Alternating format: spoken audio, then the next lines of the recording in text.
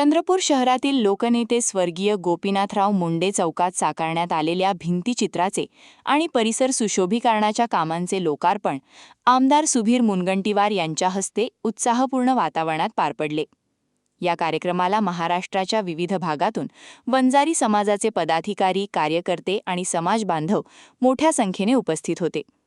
यावेळी आमदार सुधीर मुनगंटीवार यांनी लोकनेते गोपीनाथराव मुंडे यांच्या कार्याला उजाळा देताना सांगितले की त्यांनी सत्तेचे राजकारण न करता जनतेच्या विश्वासावर उभे राहून समाजकारणाचा नवा इतिहास घडवला. हे भिंतीचित्र केवळ एका महान नेत्याला वाहिलेली श्रद्धांजली नसून समाजासाठी झटणाऱ्या प्रत्येक कार्यकर्त्याला प्रेरणा देणारा संदेश असल्याचे त्यांनी नमूद केले. मुनगंटीवार यांनी सांगितले की डिसेंबर 2023 मध्ये वंजारी सेवा समितीने या कामाची मागणी केली होती. त्यानंतर तातडीने अधिकाऱ्यांची बैठक घेऊन सुमारे 8,43,000 रुपयांच्या निधीस मंजुरी देण्यात आली आणि अवघ्या काही महिन्यात हे काम पूर्ण करण्यात आले. गोपीनाथराव मुंडे यांच्या राजकीय प्रवासाचा उल्लेख करताना त्यांनी सांगितले की अवघ्या 36व्या वर्षी त्यांनी भाजपच्या महाराष्ट्र प्रदेशाध्यक्षपदाची धुरा सांभाळली. त्यांच्या नेतृत्वाखाली राज्यातील पहिली शेतकरी संघर्ष यात्रा चंद्रपूर येथील काळाराम मंदिरापासून सुरू झाली होती. संघर्ष हा त्यांच्या व्यक्तिमत्वाचा अविभाज्य भाग होता, असेही त्यांनी म्हटले. विधानसभेतील त्यांच्या प्रभावी नेतृत्वाची आठवण करून देताना मुनगंटीवार म्हणाले की गोपीनाथराव मुंडे यांचे प्रत्येक भाषण हे शेतकरी, कष्टकरी, ओबीसी समाज आणि सर्वसामान्य जनतेचा आवाज असायचा. ते उभे राहिले की मुख्यमंत्री देखील त्यांचे भाषण ऐकण्यासाठी सभागृहात उपस्थित राहत असत. यावेळी त्यांनी आपल्या राजकीय प्रवासातील एक भावनिक प्रसंगही सांगितला.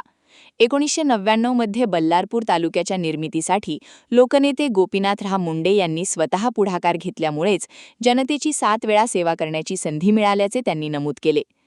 कार्यक्रमाच्या शेवटी बोलताना आमदार मुनगंटीवार म्हणाले की गोपीनाथराव मुंडे हे आज शरीराने आपल्यात नसले तरी त्यांच्या विचारांचा वारसा लाखो कार्यकर्त्यांच्या कृतीतून आजही जिवंत आहे. समाजसेवेच्या प्रत्येक वाटेवर त्यांच्या विचारांचा दीप कायम प्रज्वलित ठेवणे हीच त्यांना खरी आदरांजली ठरेल, असे आवाहनही त्यांनी केले. ज्या माता महांकाळी, शक्तिदायिनी, तेजोदायिनी महांकाळी मातेवर मराठवाड्यांचे भाविक मोठ्या श्रद्धेने यात्रेमध्ये येतात. अतिशय हजारोच्या संख्येने मराठवाड्याचे यात्रेकरी येतात. माननीय मुंडे साहेबांनी अध्यक्ष झाल्यावर जर पहिला आशीर्वाद घेतला तो या चंद्रपूरच्या भूमीमध्ये शक्तिदायिनी, तेजोदायिनी माता महांकाळीचा आशीर्वाद घेतला आणि जो महाराष्ट्र पिंजून काढला.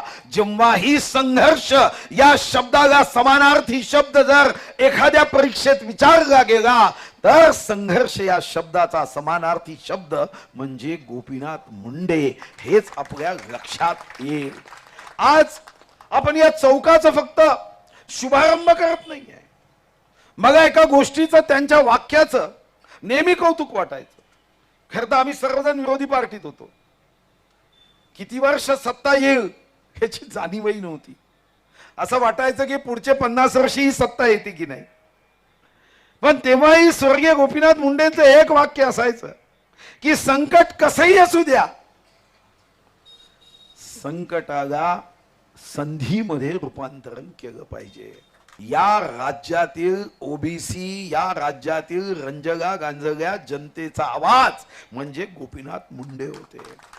एक तुफान, असा तुफान की सत्ता कशीही आणि कोणाचीही असू द्या.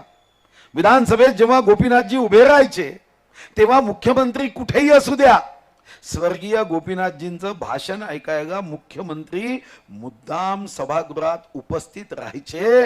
जरी माननीय गोपीनाथजी विरोधी पक्ष नेते होते तरी मुख्यमंत्री महोदयांना याची जाणीव असायची की जर मला राज्य टिकवायचं असेल, मला सत्ता टिकवायची असेल, मला जर राज्यामध्ये जनतेचं हित साधायचं असेल तर कदाचित माझ्या पक्षातले कार्यकर्ते माझ्या समोर सत्य मांडू शकणार नाही.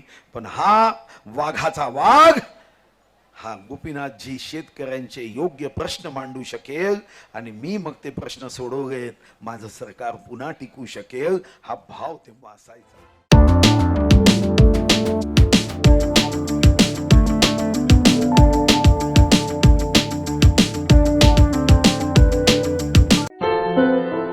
क्या हुआ बहू? माँ, पाइल्स की बहुत तकलीफ हो रही है. तो तुम गुदरोग सर्जन के पास क्यों नहीं गई? देखो, जैसे हार्ट के लिए हार्ट स्पेशलिस्ट, ब्रेन के लिए ब्रेन स्पेशलिस्ट, तो पाइल्स के लिए पाइल्स स्पेशलिस्ट क्यों नहीं? स्त्री हो या पुरुष, टॉयलेट में तकलीफ केवल पाइल्स ही नहीं, और भी कई प्रकार के गुदरोग तथा कैंसर भी हो सकता है। इसीलिए इसकी प्रत्यक्ष जांच जरूरी है। ठीक है माँ, पर जांच के लिए हम जाएंगे कहाँ? वही काले आयुर्वेदिक पाइल्स हॉस्पिटल में। लेकिन माँ, प्रेगनेंसी में पाइल्स की दवाइयाँ?